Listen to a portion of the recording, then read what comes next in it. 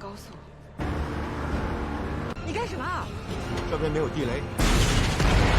कहानी की शुरुआत बगदाद शहर के रेगिस्तान को दिखाते हुए होती है, जहां पर की आर्मी एजेंट्स की टीम अपने लीडर लू फेंग के साथ एक मिशन पर आई हुई थी। लू वहां पर आकर कंपनी के मालिक से मिलता है। असल में इस फैक्ट्री की कंपनी के जो लोग थे वो एक बड़ी मुसीबत में थे।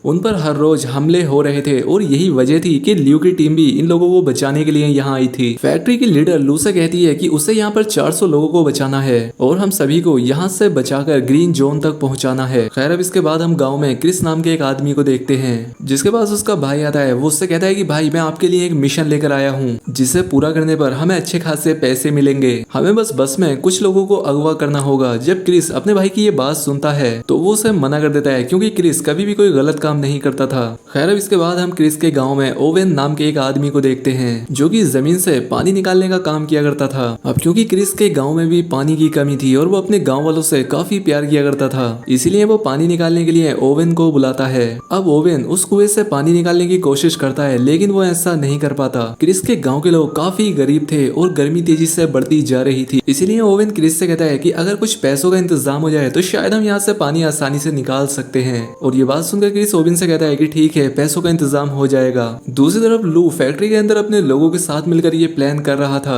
कि हमें फैक्ट्री के लोगों को बचाकर हाईवे ऑफ डेथ से लेकर जाना होगा और तभी हम लोग ग्रीन जोन तक पहुंच सकते हैं। ये रास्ता शॉर्टकट तो है, लेकिन बहुत ज्यादा खतरनाक भी है। इसके बाद फैक्ट्री की लीडर सभी सिस्टम को लॉक करके सभी डेटा एक पेन ड्राइव में लेकर अपने बैग में रख लेती है, ताकि सब कुछ उस ड्राइव में महफूज हो जाए और किसी को कोई खतरा ना हो। और इसके बाद वो अपना बैग अपनी असिस्टेंट को दे देती है। दरअसल इसकी असिस्टेंट लियो की बेटी थी। कुछ समय पहले उसकी अपने डैड लू के साथ लड़ाई हो गई थी, क्योंकि जब उसकी मोम की डेथ हुई तब लू उसके पास नहीं था और यही वजह थी कि लू की बेटी उससे नाराज रहती थी। इसके बाद सभी लोगों को बस में बैठाकर ग्रीन जोन की तरफ ले जाया जाता है और जल्द ही ये लोग हाईवे ऑफ डेथ के पास पहुंच गए थे। और यहाँ आकर लू की बेटी काफी डर रही होती है, क्योंकि आज तक जो भी इस रोड से गुजरा है वो जिंदा नहीं बचा है। रोड की दोनों साइड गाड़ियां ही गाड़ियां थी, जिनका एक्सीडेंट होने की वजह से बुरा हाल था। लियो अपनी टीम से चारों तरफ नजर रखने के लिए कहता है और इसके बाद अपनी बस को लेकर आगे बढ़ता है, लेकिन रास्ते में दो गाड़ियां ऐसे खड़ी थी जिनकी वजह से रास्ता बंद था। ये देखकर लू की बेटी कहती है कि हमें बस को यहीं रोक देना चाहिए, लेकिन लू ऐसा करने के लिए तैयार नहीं था। वो कहता है कि मैं जानता हूँ कि ये गाड़ियां यहाँ पर ऐसे क्यों खड़ी हैं, हम किसी भी कीमत पर बस को यहाँ नहीं रोकने वाले और हर हाल में हमें यहाँ से निकलना ही होगा। और जब लू अपनी बस को इन गाड़ियों के पास लेकर जाता है तो यहाँ पर एक जोरदार धमाका होता है, जिससे बस में बैठे सभी लोग डर जाते हैं, लेकिन लू फिर भी अपनी बस नहीं रोकता और वो आगे बढ़ता रहता है। दरअसल जिन बस में ये लोग बैठे थे ये एक खास तरह के मटेरियल से बनी थी, इसलिए इन पर गोलियों और बॉम्ब्स का कोई असर नहीं होता। लू अपनी बेटी से कहता है कि इन गाड़ियों का इस तरह रोड के बीच में खड़ा होना हम लोगों को गुमराह करना था। खैर जब ये लोग आगे जाते हैं तो लू देखता है कि रेत का एक बहुत ही बड़ा तूफान इनकी तरफ बढ़ रहा है, लेकिन लू उस तूफान से भी नहीं घबराता और बस को लेकर आगे बढ़ता रहता है। और तभी यहाँ पर क्रिस की टीम इस तूफान का फायदा उठाकर एक बस को हाईजैक कर लेती है, क्योंकि जैसा कि हमें पता था कि क्रिस को पैसों की जरूरत थी, इसीलिए वो ये काम कर रहा था। उसने अपने भाई की बात को मान लिया था। खैर अब जब तूफान रुकता है और ये लोग अपनी बसेस को रोकते हैं तो इन्हें पता लगता है कि इनकी एक बस गायब थी, जिसमें ऑयल फैक्ट्री की लीडर भी थी।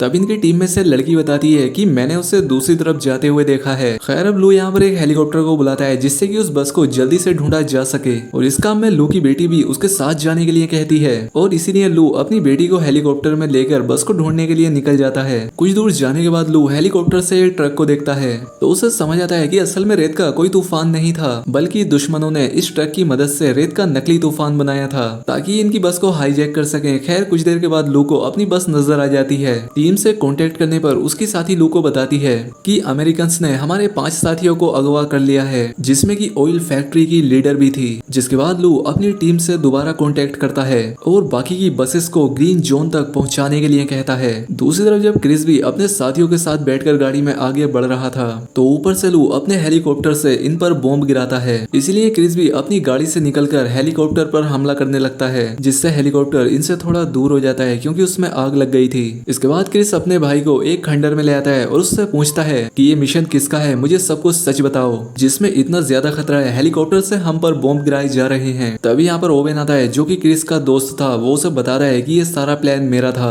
और उसी ने ही ऑयल फैक्ट्री की लीडर को भी अगवा कर लिया था, जिसका मकसद ऑयल कंपनी के सिस्टम को हैक करके अपने कंट्रोल में लाना था, जिससे कि इसे बहुत सारे पैसे मिलने वाले थे। फैक्ट्री की लीडर को भी ये बात समझ आ जाती है कि वो ओवेन था जो कि इनकी फैक्ट्री पर हमले करा रहा था, ताकि जब हम लोग अपनी जगह बदलकर ग्रीन जोन की तरफ जाने लगे तो ये लोग हमें अगवा कर लें। अब क्रिस ओवेन से कहता है कि तुम इतना बड़ा प्लान कैसे बना सकते हो, और अब मैं आगे तुम्हारा इस प्लान में साथ नहीं दूंगा, तुम मुझे मेरे पैसे दो और मैं यहाँ से जा रहा हूँ। लेकिन ओवेन कहता है कि अभी कुछ और काम बाकी है जिसके बाद तुम्हें तुम्हारे पैसे मिल जाएंगे। क्रिस का भाई भी यही कहता है कि भाई कहना मान लो, अभी कुछ और काम बाकी है। लेकिन क्रिस कहता है कि तुम लोग भाड़ में जाओ और अगले 2 घंटे में मुझे मेरे पैसे चाहिए। ये कहकर क्रिस वहां से चला जाता है और उसके जाने के बाद उसका भाई ओवेन से कहता है कि हमें क्रिस के बिना ही काम करना होगा। लेकिन ओवेन उसके साथ गद्दारी करता है, वो क्रिस के भाई को मार देता है और उसके बाद सबको यहाँ से जाने के लिए कहता है। दूसरी तरफ क्रिस भी अपने गाँव में पहुंच गया था और उससे अपने भाई पर बहुत गुस्सा आ रहा था क्योंकि उसने उसे पूरी सच्चाई नहीं बताई थी।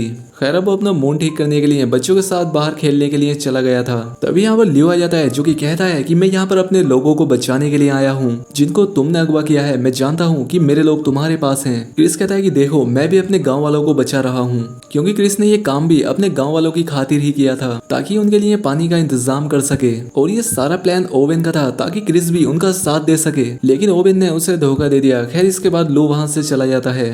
खैर अब इसके बाद क्रिस एक खाली फैक्ट्री में आता है जहाँ पर वो अपनी भाई की बॉडी को देखता है और तभी वहाँ पर लू भी आ जाता है। इन दोनों के बीच यहाँ पर बहुत लड़ाई होती है। कभी क्रिस लू पर भारी पड़ रहा था तो कभी लू क्रिस पर, क्योंकि क्रिस को यहाँ पर ऐसा लग रहा था कि शायद उसके भाई को लू ने मारा होगा। लेकिन जब वहाँ पर एक भारी चीज क्रिस के भाई पर गिरने वाली होती है तो लू से बचा लेता है और यहाँ पर क्रिस भी समझ जाता है कि उसके भाई को लू ने नहीं मारा बल्कि इसमें ओवेन का हाथ होगा। लेकिन तभी इन पर गोलियां बरसने लगती हैं। दरअसल यहाँ पर ओवेन ने अपने गुंडों को इन्हें मारने के लिए भेजा था, लेकिन ये उन गोलियों का मुकाबला करते हैं और क्रिस उन पर बॉम्ब गिराता है जिससे यहाँ पर एक बहुत बड़ा धमाका हो जाता है और वो गुंडे भी यहाँ से भाग जाते हैं। लेकिन इस सब में क्रिस की गाड़ी बर्बाद हो जाती है। अब ये दोनों भी समझ गए थे कि इन दोनों को एक ही इंसान को पकड़ना है जो कि है ओवेन, क्योंकि अब वो इन दोनों का दुश्मन था। क्रिस कहता है कि मैं जानता हूँ कि ओवेन कहाँ मिलेगा। दूसरी तरफ ओवेन कंपनी की लीडर और उसके कुछ लोगों को फैक्ट्री में ले आया था जहाँ पर कि वो सिस्टम को खोलने की कोशिश करता है, लेकिन उस पर एक कोड लगा हुआ था। ओवेन जब फैक्ट्री की लीडर से कोड के बारे में पता करता है तो वो नहीं बताती और इसीलिए वो उसके 2 लोगों को मार देता है, जिसे देखकर फैक्ट्री की लीडर डर जाती है और अब वो उसके बेटे को मारने की धमकी देता है। तो फैक्ट्री की लीडर उसे बता देती है कि ये कोड एक पेन ड्राइव में है जो कि मैंने अपने बैग में रखी थी, लेकिन अब मैं नहीं जानती कि वो कहाँ पर है। मुझे बस ये याद है कि वो बैग मैंने अपनी असिस्टेंट को दिया था। तभी यहाँ पर फैक्ट्री की लीडर का बेटा अपनी माँ के फोन पर कॉल करने के लिए कहता है, जिससे कि उन्हें उनके फोन की लोकेशन के बारे में पता चल जाएगा कि वो फोन और वो बैग कहाँ पर है। दरअसल वो बैग लू की बेटी के पास था। उधर ही लू को बाकी के लोगों की ग्रीन जोन में पहुंचने की खबर मिल जाती है। यहाँ पर लू की बेटी उससे पूछती है कि तुम क्रिस पर कैसे भरोसा कर सकते हो। लू कहता है कि क्रिस एक अच्छा इंसान है, वो लोगों की भलाई के बारे में सोचता है और हम उस पर यकीन कर सकते हैं। तभी क्रिस को लू की डायरी मिलती है जिसे उठाकर वो उसके पास लाता है। वो कहता है कि क्या तुम इस लड़की को पसंद करते हो? तुम तो काफी खुश नसीब हो कि तुम्हें ऐसी लड़की मिली जिसकी तस्वीर तुम हमेशा अपनी डायरी में रखते हो। लू कहता है कि अरे नहीं, तुम गलत सोच रहे हो, ये मेरी बेटी है। और इसके लिए क्रिस उससे माफी मांगता है।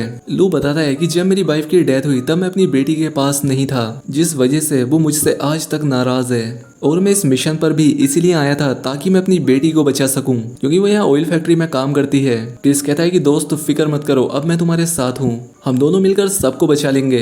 तभी उन्हें यहाँ पर कुछ आदमियों के होने का एहसास होता है। अब ये दोनों उन लोगों का मुकाबला करते हैं। दरअसल इन्हें ओवेन ने भेजा था और वो यहाँ पर फैक्ट्री की लीडर का बैग लेने के लिए आए थे जो कि लू की बेटी के पास था। उनके पास काफी सारे हथियार थे। उन्होंने सभी गाँव वालों को होस्टेज बना लिया था और अब वो फैक्ट्री की लीडर का बैग भी मांगते हैं जिसमें की वो पेन ड्राइव थी जिसमें सिस्टम का कोड लॉक था। क्रिस वो बैग उन्हें दे देता है, जिसके बाद वो लोग यहाँ से चले जाते हैं। ऐसा करने पर लू और उसकी बेटी बहुत नाराज होते हैं। क्रिस कहता है कि देखो, मैं पूरे गांव वालों की जान ऐसे खतरे में नहीं डाल सकता था। जब सुबह होती है तो क्रिस लू की बेटी से पूछता है कि आखिर उस बैग में ऐसा क्या था जिसको देने के लिए तुम तैयार नहीं थी, जिस पर वो बताती है कि उस बैग में एक पेन ड्राइव थी जिससे कि ऑयल फैक्ट्री के पूरे सिस्टम को हैक कर सकते हैं और पूरे बगदाद शहर के ऑयल को कहीं पर भी ट्रांसफर किया जा सकता है, क्योंकि इस सिस्टम से ऑयल स्मगलिंग भी होती है जिसके बाद किसी भी शहर या देश को वो ऑयल बेचा जा सकता है।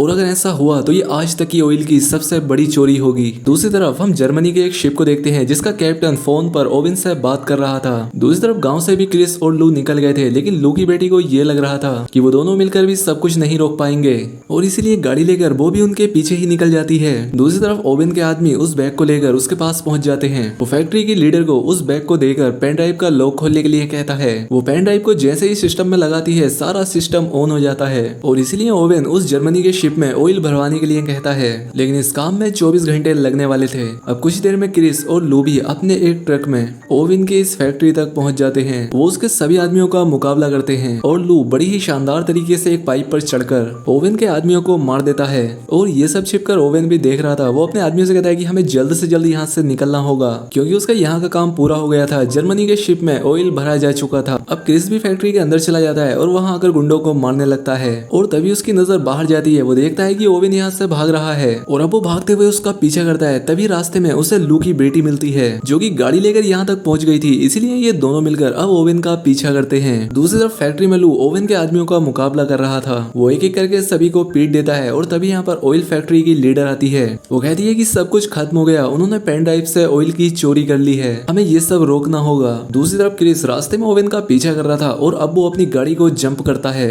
उसके पीछे लू की बेटी भी अपनी गाड़ी को जंप कराती है, लेकिन इससे उसकी गाड़ी का एक्सीडेंट हो जाता है। और इस बात के लिए क्रिस लू की बेटी पर गुस्सा करता है। लेकिन तभी यहाँ पर लू एक ट्रक लेकर पहुंच जाता है, जिसके बाद वो दोनों भी उस ट्रक में बैठकर ओवेन का पीछा करते हैं। क्रिस लू को ओवेन तक पहुंचने का एक शॉर्टकट बताता है, जिसके बाद ये उस ट्रक से रॉकेट लॉन्चर छोड़ने लगते हैं। और ये वही ट्रक था जिससे उस नकली तूफान को बस को हाईजैक करने के लिए बनाया गया था। खैर अब क्रिस ओवेन तक पहुंच जाता है और तेजी से अपने ट्रक को लाकर ओवेन के ट्रक में टक्कर मार देता है, जिससे जोरदार धमाका होता है और ओवेन का ट्रक दूर जाकर गिरता है।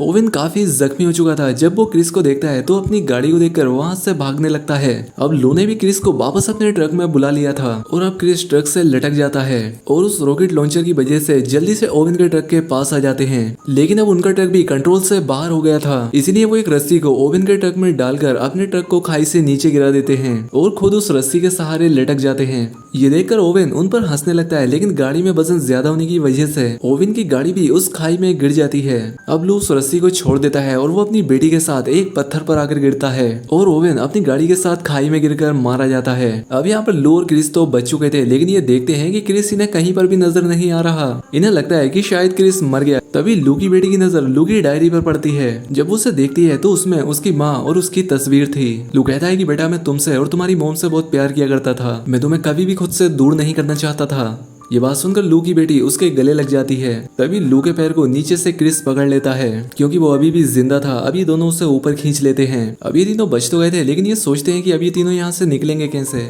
तब लू के दिमाग में एक आइडिया आता है। वो कहता है कि हमें यहाँ पर जोर से शोर मचाना चाहिए ताकि कोई हमारी मदद कर सके। आखिर में हमें दिखाया जाता है कि इन्होंने उस जर्मन शिप को भी पकड़ लिया था, जिसे कि ओवेन ने ऑयल बेचा था। और अब क्रिस के गांव में भी पानी आना शुरू हो जाता है, क्योंकि ये काम क्रिस और लू ने मिलकर किया था। सभी गांव वाले बहुत खुश थे। फिर लू की टीम उसके पास आकर अगले मिशन के बारे में पूछती है। तब क्रिस भी कहता है कि दोस्त, मैं हर मिशन में तुम्हारा साथ दूंगा। और इसी के साथ ये बेहतरीन फिल्म यहाँ पर खत्म हो जाती है। अगर वीडियो अच्छी लगी हो तो वीडियो को लाइक और चैनल पर पहली बार आए हैं तो सब्सक्राइब भी कर लें। मिलते हैं हमारी अगली वीडियो में।